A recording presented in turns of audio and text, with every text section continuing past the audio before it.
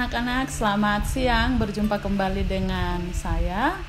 Kita akan memulai lagi pembelajaran kita untuk bulan ini.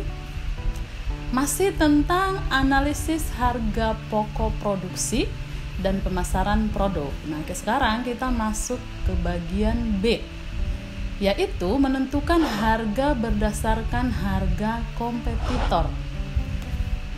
Kompetitor itu sama dengan seperti ini, kompetisi gitu. Jadi ada persaingan di dalamnya. Jadi seorang misalnya agen penjual dengan agen penjual yang lainnya, kemudian mereka akan berusaha untuk mendapatkan hati seorang pembeli. Ada persaingan di dalamnya. Nah, ternyata kalau seperti ini nanti yang akan diuntungkan adalah si pembelinya. Karena semakin lama, karena persaingan yang semakin banyak, semakin lama itu harganya akan semakin menurun. Nah, kemudian untuk keuntungan yang agen tadi dapatkan akan semakin tipis karena persaingan dari toko A, toko B, toko C seperti itu. Itu yang dimaksudkan dengan kompetitor seperti itu ya. Nah, nanti kalau misalnya suatu saat membuat sebuah usaha, kita akan perhatikan dari sisi ini baik atau enggak gitu. Tapi jangan sampai turun-turun banget sehingga kita akan mengalami kerugian. Oke. Kemudian selanjutnya yang C adalah penetapan harga berdasarkan permintaan. Jadi basic pricing, yaitu hal yang dilakukan adalah dengan cara meminta kepada konsumen untuk memberikan pernyataan berkaitan dengan kualitas produk yang kita jual. Misalnya seperti ini. Bagaimana produk saya? Terlalu murah? Terlalu mahal? Kualitasnya seperti apa? Gitu. Jadi kita nanti untuk persaingan pasar juga, atau supaya produk kita tahu kelemahannya, menanya. Nah, tujuannya adalah supaya berikutnya kita tahu cara mengatasi.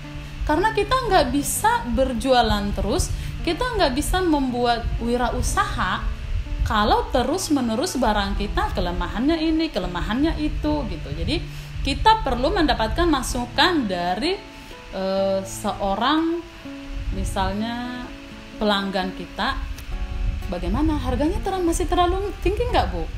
Atau misalnya terlalu murah nggak? Kenapa kita tanya itu? Supaya kita bisa samakan dengan wirausaha yang lainnya seperti itu ya. Kemudian yang ketiga adalah penetapan harga pokok produksi. A. Manfaat penetapannya adalah memenangkan persaingan di pasar. Yang kedua, menentukan penawaran harga jual suatu kontrak penjualan, menghitung nilai persediaan barang jadi, kemudian dasar menentukan harga jual. Nah, tujuannya adalah membuat satu unit barang yang meliputi biaya bahan baku, tenaga kerja, dan biaya pengadaan berbagai peralatan yang digunakan dalam pembuatan produksi. Gitu. Jadi kalau misalnya saya membuat wirausaha keripik, untuk di zaman seperti ini, kira-kira biaya produksinya seperti apa? Karena harga produksi merupakan seluruh biaya yang dibutuhkan untuk membuat suatu unit barang yang meliputi biaya bahan baku, tenaga kerja, dan biaya pengadaan berbagai peralatan yang digunakan dalam pembuatan produk. Nah, kemudian kita masuk sekarang ke tenaga kerjanya. Kalau untuk kita lihat di jalan-jalan kan banyak orang yang membuat usaha sendiri ya. Kemungkinan karena PHK, kemungkinan juga karena biaya hidup yang semakin tinggi akhir-akhir ini. Nah, kalau misalnya awal-awalnya sih kita jualan sendiri, lama-lama nanti akan kemudian berkembang, kemudian butuh tenaga kerja gitu.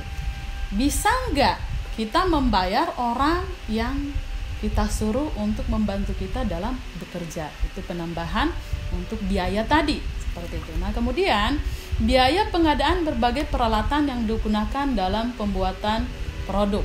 Saya suka kalau jalan itu suka melihat ya, ini kira-kira kalau dia jualan seperti ini di masa sekarang laku nggak ya. Jadi kadang saya sedikit sedih ya akhir-akhir ini kalau melihat orang, ya ampun mana keadaannya seperti ini, kemudian nggak laku. Nah, padahal itu sudah masuk dalam biaya produksi seperti itu. Nah, kita akan masuk ke berikutnya. B. Tujuan perhitungan harga pokok produksi. 1. Menilai penghematan dari proses produksi, kemudian penetapan yang terus-menerus dan analisis dari hasil perusahaan. Menilai barang yang masih dikerjakan, menilai harga-harga yang dapat dicapai atau ditawarkan dari pendirian ekonomi perusahaan. Itu tujuan dari penghitungan harga pokok produksi tadi. Nah, misalnya walaupun produksi baju, walaupun masih bahan mentah, tapi itu sudah dihitung nanti jadinya harganya berapa, keuntungan saya berapa, seperti itu. Kemudian menilai barang yang masih dikerjakan, menilai harga-harga yang dapat dicapai atau ditawarkan dari pendirian ekonomi perusahaan. Misalnya kalau dari baju ini memiliki 100 karyawan, dijualnya berapa? Jadi karyawan tadi pun itu sudah masuk dalam biaya produksi gitu. Keseluruhannya seperti itu ya. Kita masuk yang ke C, yaitu metode harga pengumpulan harga pokok produksi. 1. Metode harga pokok pesanan atau job order costing.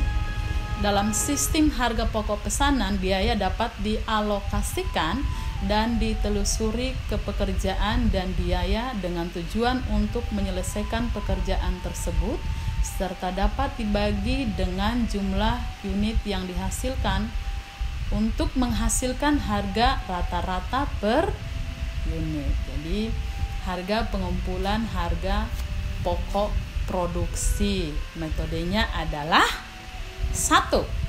Digunakan apabila perusahaan memproduksi berbagai macam produk sesuai dengan spesifikasi pemesan dan setiap jenis produk perlu dihitung harga pokoknya secara individual.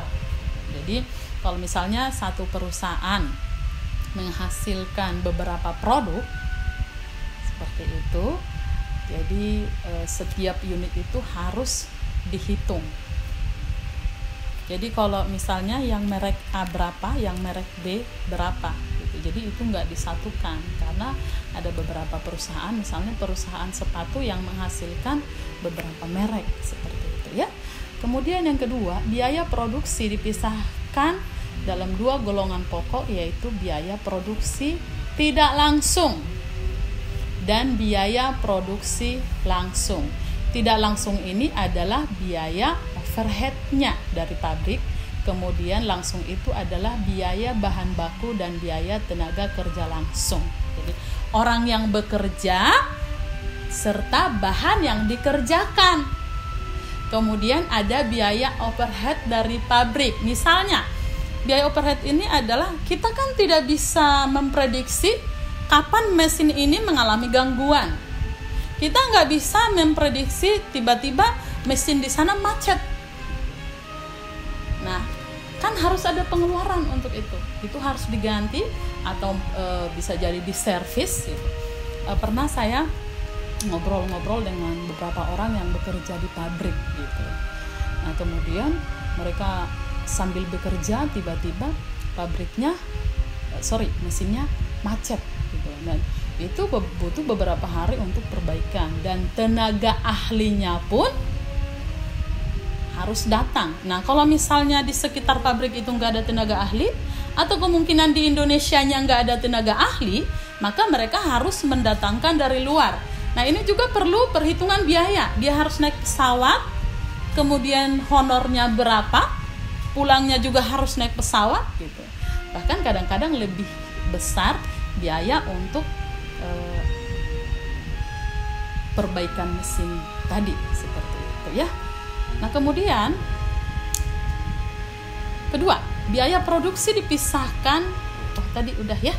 Kemudian biaya overhead pabrik diperhitungkan ke dalam harga pokok pesanan berdasarkan tarif yang ditentukan Jumeka. Next. Metode harga pokok proses atau process costing. Karakternya yang pertama adalah produk yang diolah dilakukan secara massal dalam jumlah besar dan sesuai dengan kapasitas produk mesin-mesin yang ada. B. Sifat produk yang diolah menunjukkan keseragaman antara produk satu dengan yang lainnya. C. Produk diolah secara terus-menerus atau continue ya. Itu tadi karakternya. Secara massal, kemudian kapasitas mesinnya seperti apa. Kalau misalnya saya mengerjakan secara massal, saya mempunyai suatu perusahaan yang besar. Nah, perusahaan yang besar kan berarti dikerjakan dengan massal gitu. Nah, produk mesinnya seperti apa yang harus saya buat. Kemudian sifat produk yang diolah menunjukkan keseragaman antara produk yang satu dengan yang lainnya. Seperti itu ya. Kemudian diolah terus menerus. Kalau misalnya saya mempunyai perusahaan besar, saya akan memperhitungkan ini puluhan tahun. Bukan dalam jangka 1-5 tahun, bukan.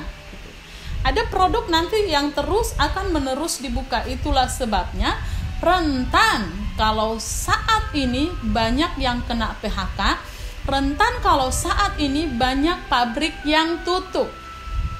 Karena rancangannya adalah saya akan membuat perusahaan baju atau garment atau sepatu dalam jangka 50 tahun. Tiba-tiba pandemi semua seluruh negara. Sepatu diproduksi nggak bisa dijual, baju diproduksi nggak bisa dijual. Mau nggak mau apa? Pabrik tutup. Seperti itu ya. Jadi ada rancangan-rancangan yang harus dilakukan. Nah, kalau misalnya wirausaha saya kecil, misalnya saya membuat cemilan-cemilan kecil, nah saya kan tidak terlalu memperhitungkan. Kalau saya membuat cemilan kecil, kemungkinan nanti saya akan membuat 30 tahun. Nggak seperti itu. Karena kalau kita membuat cemilan kan setiap tahun berubah, generasi ke generasi. Nah, kalau untuk generasinya anak-anak kecil sekarang kan maunya apa? Kinder Joy. Kemudian makanannya apa? Pakai mecin gitu. Kemudian untuk 10 tahun yang akan datang kan belum tentu gitu. Kalau masalah makanan-makanan ringan gitu ya. Kemudian kita masuk D, laporan dari harga pokok produksi disusun atau dihitung secara periode. Itu tadi yang perusahaan yang besar ya. Jadi disusun, dihitung secara per periode. Nih, 1 tahun ini sudah membuat target. Nah, sebelum ada tahun yang akan datang, itu targetnya sudah disusun juga gitu. Nanti tahun ini saya akan menghasilkan 3M. Tahun yang akan datang saya akan menghasilkan 4M. Bagaimana caranya? Kualitas dari produk itu harus ditingkatkan. Kemudian ada penambahan biaya. Kalau misalnya tahun depan saya harus dapat 3M, berarti mau nggak mau saya harus membuka lowongan untuk tenaga baru. Seperti itu, secara per periode. Bukan seperti ini. Bulan ini saya rancangkan saya dapat 2M, lalu untuk bulan depan berapa ya? Nggak begitu. Karena susunannya per periode, per tahun. Itu kalau perusahaan yang besar. Kemudian, next, tujuan produksi untuk mengisi gudang dengan mengingat permintaan pasar yang sudah diperkirakan terlebih dahulu dengan tujuan atau jangka waktu tertentu. Tujuan produksinya harus sesuai dengan permintaan pasar. Permintaan pasar untuk sekarang ya, kalau permintaan pasar ya secara keseluruhan, kalau misalnya untuk ibu-ibu rumah tangga ya cabai tetap, itu kan dari zaman dulu ke zaman sekarang, nggak tahu zaman yang akan datang gitu. Tapi itu tetap gitu. Misalnya baju, jangan salah, model baju itu setiap tahun pasarannya berbeda. Nah, 3 tahun yang lalu itu ada baju sobeknya panjang di sini. Tahun ini sobeknya di sini.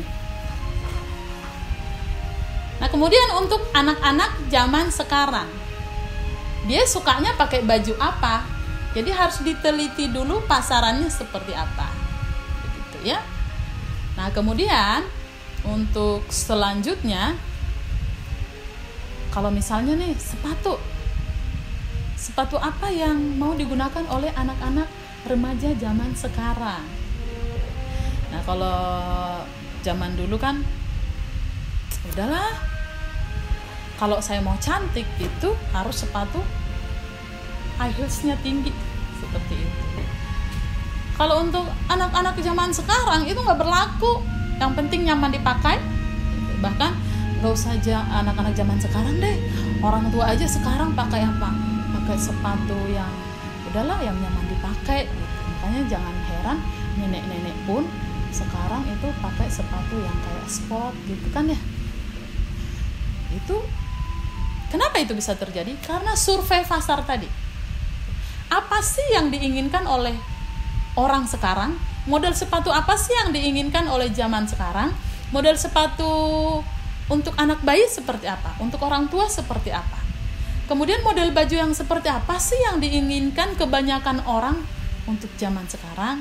Gitu. Jangan salah, bahkan sampai ke rambut pun. Nah, tukang pangkas rambut harus survei pasar. Model rambut apa kira-kira untuk anak-anak zaman sekarang? Jadi semuanya harus ditentukan dengan tujuan produksi tadi, seperti itu ya. Oke, sampai di sini pertemuan kita untuk hari ini. Untuk next kita akan bertemu lagi. Dadah anak-anak.